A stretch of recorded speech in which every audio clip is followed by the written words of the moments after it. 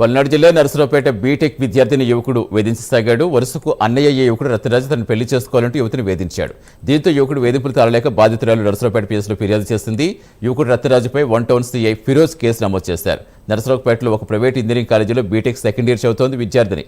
ఇరువురు స్వగ్రామం గుంటూరు జిల్లా కాకమారి మండలం బొల్లకందువారిపాలెంగా తెలిపారు పోలీసులు.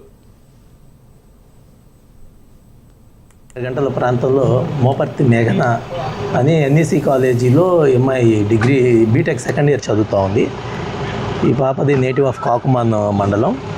ఈమె గత 7 నెలల క్రితం నుంచి ఈమెకి వరుసకి అన్న రత్నరాజు అలియాస్ షాలిం అనే అతను ఈమెతో రెగ్యులర్గా ఫోన్లో మాట్లాడటం, కొంచెం అబ్యూజివ్గా మాట్లాడటం, నువ్వు బాగున్నావు, అందంగా ఉన్నావు, ఈ రోజుల్లో రిలేషన్స్ ఎవరు పట్టించుకుంటున్నారు, మన ఇద్దరం పెళ్లి చేసుకున్నాం, ఈ రకంగా అమ్మాయిని ఇబ్బంది పెట్టడం ఇవన్నీ జరుగుతూ ఉన్నాయి. ఇది జరుగుతూ ఉంటే ఈ అమ్మాయి వాళ్ళ పేరెంట్స్కి చెప్పింది. సుమారు 3 నెలల క్రితం వాళ్ళ పేరెంట్స్ అందరూ కూడా అబ్బాయిని పిలిచి మందలించడం జరిగింది. అప్పటి నుంచి ఈ అమ్మాయి జోలికి రానని చెప్తా ఉన్నాడు.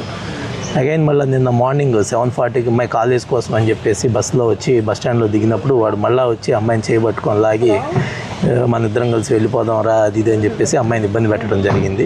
చుట్టుపక్కల ఉన్న ప్యాసింజర్స్ వాడిని